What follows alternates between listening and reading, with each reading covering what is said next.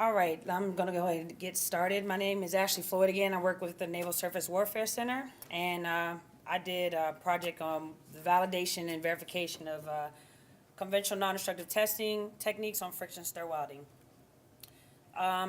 Just going to talk about my project background, the objectives, the approach I took in completing the project, some of the inspection results I had, and then wrap it up with a summary. A little bit of background. Friction stir welding, I believe there was a session, there's going to be a session later on this afternoon talking about friction stir welding, and if you guys are a little bit familiar, we can talk about it a little bit more offline. But friction stir welding is used in our Navy on a couple different ship classes. Three of the ships pictured here at the bottom, LCS, LHA, and high-speed joint vessel ship. We actually used aluminum for building our superstructures and ship structures. Currently, there's no non-destructive testing requirements in the Navy's Tech Pub 271.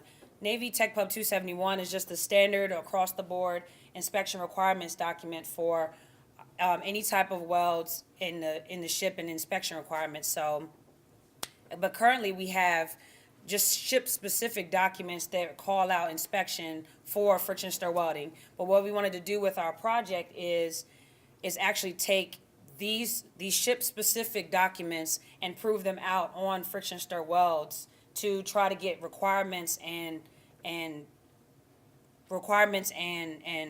to the limitations and we wanted to get the requirements to put into 271 for friction stir welding. So some of the objectives of the project, we wanted to look at two critical defects: incomplete penetration and incomplete consolidation, the two flaws shown at the bottom here. The indication to your left, the defect actually extends a little bit outside of the circle, but this is one of the critical flaws deemed important to try to detect for friction stir welding, as well as the incomplete consolidation flaw, and that indication is shown here to your right. So again, the objectives of this project was to establish requirements to put inside a document so we wouldn't have to make the requirements per ship. We would be looking at the applicability of a chemical etchant, which is required in the ship-specific documents, as well as trying to do a faster method of inspection, looking at conventional ultrasonic testing in lieu of penetrant testing. The non-destructive testing methods we chose to look at for 271 was a chemical liquid penetrant inspection, as far as looking at the chemical etchant performed before the inspection, and then we wanted to look at fluorescent dye, which is a more sensitive inspection to these defects. One of the problems that we have with doing inspection on friction stir welding is that they are tighter flaws, so we wanted to make sure we evaluated more sensitive inspection techniques that's currently used in the fleet, as well as doing the volumetric surface inspection, which is doing a conventional ultrasonic testing. And we chose to use a 60-degree inspection angle from some modeling that EWI did for us. That's Edison Welding Institute in Columbus, Ohio. They used the modeling program to determine which was the most critical angle in determining in finding incomplete penetration and incomplete consolidation, and they found it to be a 57-degree angle, but some of the standard probes that we actually use are between 55 and 60, and 60 was the next best angle for inspection, so that's what we use to perform our inspections.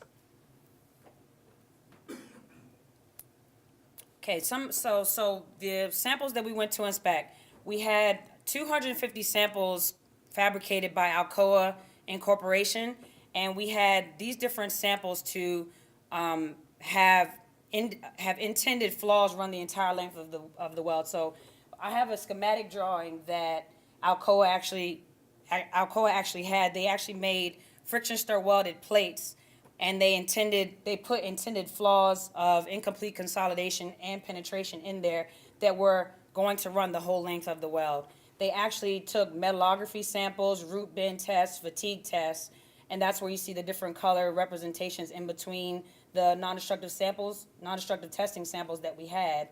And so we had samples that ran from 10 to 12 inches to evaluate for our inspection, and they proved that there were they proved that there were flaws inside of the plates that would run the whole length. So some of the conditions. This is how Alcoa was generating the flaws in the plates. Conventionally, the friction stir tool is supposed to penetrate through the entire length of the weld. So we wanted to evaluate different critical heights of flaws. So they actually would retract the pin tool. So outlined in red is where the pin tool would be in your weld. And to get the different target flaw heights of 2.2 millimeters, 0.5 millimeters, and a little bit greater than 1.3 millimeters, they retracted the tool along the center line to actually get different height of flaws for us to evaluate. And for the incomplete consolidation, they actually offset the tool to the retreating side to create a different type of flaw. So this would simulate slightly missing the joint, and then they retracted the tool and offset that to get the higher level of incomplete consolidation. So what this was supposed to recreate was to make flaw run from the entire length of the weld, from the beginning of the weld to the end, so that we can evaluate to make sure we could test our non-destructive testing techniques and find the critical flaw sizes.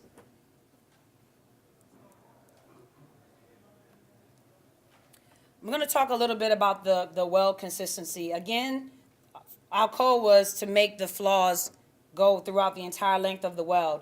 So this is a small picture of a penetrant inspection that we performed, and we were actually getting the indications come in we got the indications come on the weld, and it was intermittent findings. So we would actually have parts where the indication would bleed out, and then parts where it didn't. So because we expected the flaw to run the entire length of the weld, we took some metallography samples to see, is the inspection actually picking up a flaw, or is there no flaw where we didn't find one? So as you can see here, we took a cross section through a spot where we found a penetrant inspection, and there actually was a flaw there. This is an incomplete consolidation low level flaw. And then we took a cross section where we did not find an indication, and we did not find a flaw there. So we wanted to validate the fact that our inspection was finding real defects that Alcoa made, and also that the inspection we weren't getting any false positives. We took a cross section where we had the flaw and it was an indication, and then where we didn't, we had no indication. So the main thing was to take away from this was that the flaws that we received, the samples we received from Alcoa did have flaws intermittently along the length of the welds. Just a little bit of the comparison between the lengths of the plates. So we had 3 sections of the plates. We had a section of weld in the start of the plate, a section of weld in the middle of the plate, and then a section of weld at the end of the plate. And as you can see here, as intended in friction stir, what usually happens in friction stir welding, it's a steady state joining process where you actually have found an indication run the entire length of the weld in the beginning, but towards the middle and the ends of the plate, we had less indications.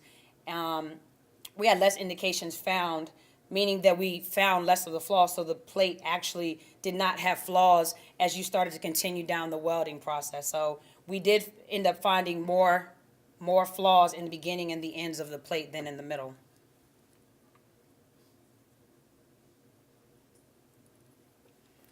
So one of Alcoa actually was to make baseline friction stir welding samples to use for their test that they ran to find the critical defects, to find the critical flaw sizes. They actually made baseline friction stir welds. So these were supposed to be full penetration friction stir welds with no flaws, but some of the plates we received actually had incomplete penetration inside of the plates. So we did some inspections we did the inspections on all of the flaw plates as well as the baseline plates to have as our control, but we did find the incomplete penetration was in some of the baseline samples, and these were not intended. So this was just some process control that we found that there were incomplete penetration in some of the different base plates, and they were incomplete penetration. So I'm Let's talk about a little bit more of the PT indications. One of the things that an inspector would go out to do in the field, if something bleeds out, as you see here in this picture, you have to record it as a flaw. One of the things that we wanted to look at, we knew that this was not an inherent looking penetrant indication for incomplete penetrant or consolidation. So we wanted to take some cross sections to find out what was actually bleeding out on the surface during the inspection. So we took some cross sections to find out that there may have been some type of contaminants at the root of the joint, and it actually was some surface corrosion that had eaten into the plate. So therefore, we did a penetrant inspection here at the root, and it did actually retain some dye. So when we completed our inspection, it bled out. And in a normal inspection, this would have been called a flaw, but we determined it wasn't necessary. It wasn't critical to this study because we were only looking at incomplete consolidation and penetration and not the corrosion. So this is indications we were taking out of our study and not recording. So we had to go back and take this out of our sampling results. But see here, we actually took another cross section in another section of the plate, and we did have some of the surface corrosion, not the flaw we were looking at, but then we had an incomplete penetration flaw right next to it. So we had to go back and distinguish which flaws were real to our study and which ones weren't.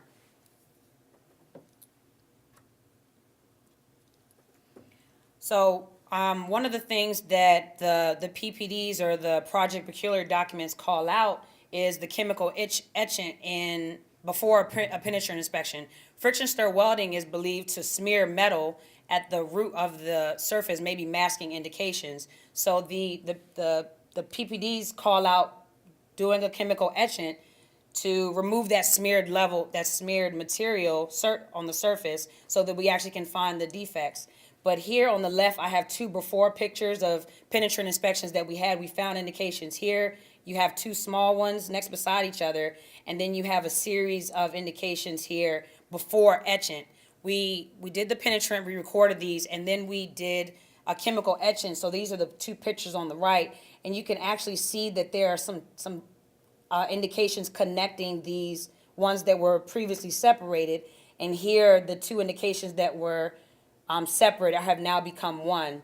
So etchant is believed to have made the flaw more visible. So not saying that the penetrant is not doing, the etchant is not doing its job. The etchant did remove material. It revealed that the indications were longer, but we did find them previous to completing the etch. So the etchant just made it the more prominent and appeared to be longer indications.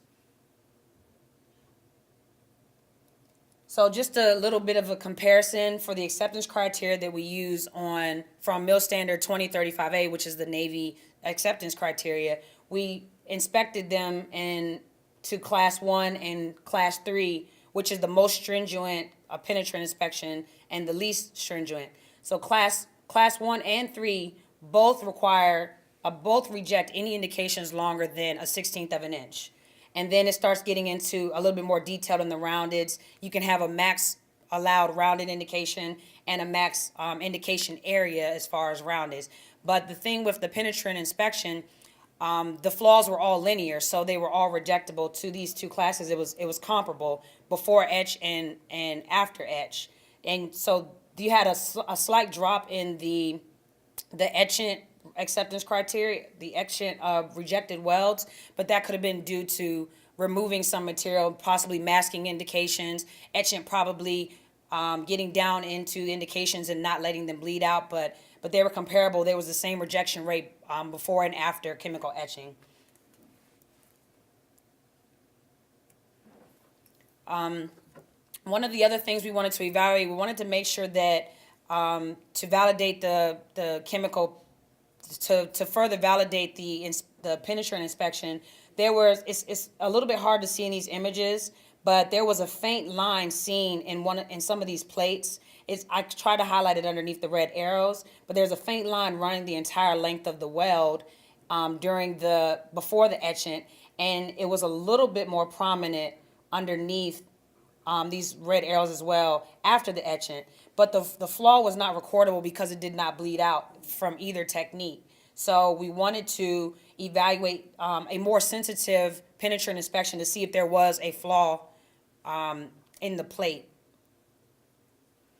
So we chose to do a fluorescent PT. It is a conventional method. It's just not widely used in the Navy due to having to have a dark setting and use a black light. So we don't usually use fluorescent PT when you're looking at structural wells, but it can be done.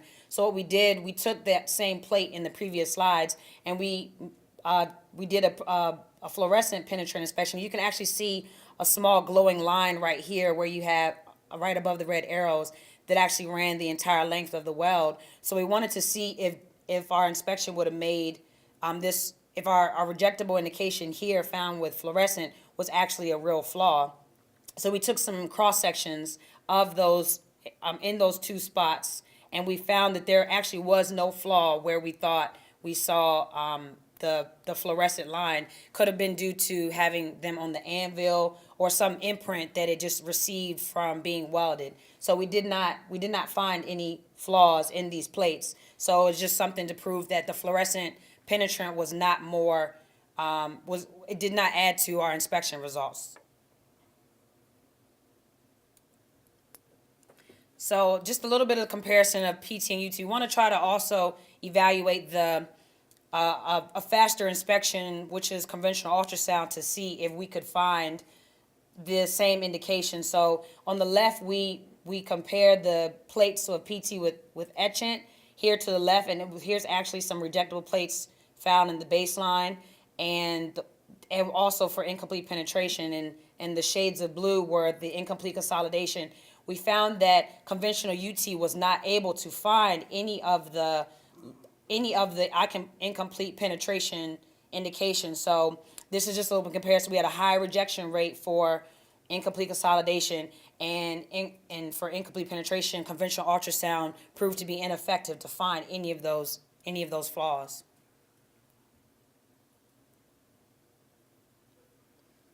So this is just a sample of what the inspection results, how we mapped the inspection results for all 250 plates. We put we overlaid the indications on top of each other so that you can just get a bigger picture of everything that we found. So in blue was the UT results. In red was all the penetrant without etchant results, and the plates that we have boxed were to represent plates we etched. Due to time constraints and funding constraints, we could not etch all 250 samples, but we chose a sampling to etch on different defects to try to evaluate etchant to the full capacity. So the ones that have yellow are the plates that we etched. And see, here's one plate where we actually did not find any indications after the etch. So it could have removed material or masked the indications here, but this is how we actually mapped all of our flaws.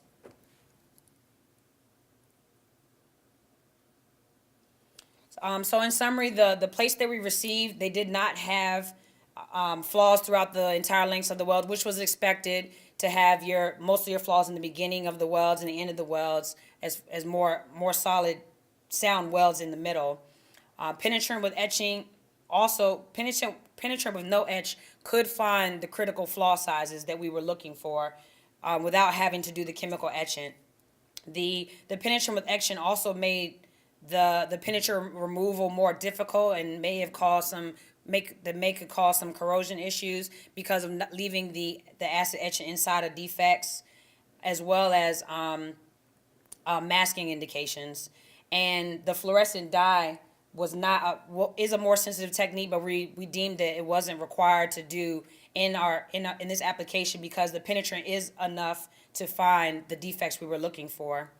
And also a conventional ultrasound of an inspection angle of 60 was not able to detect incomplete penetration, so we did not feel that we did not feel that the UT can be used in lieu of PT. And so our recommendations are just that we don't have to chemical etch to find the indications, to find the flaws at the root we were looking for in friction stir welds, that fluorescent penetrant is not needed, and conventional ultrasound cannot be used in lieu of penetrant inspection.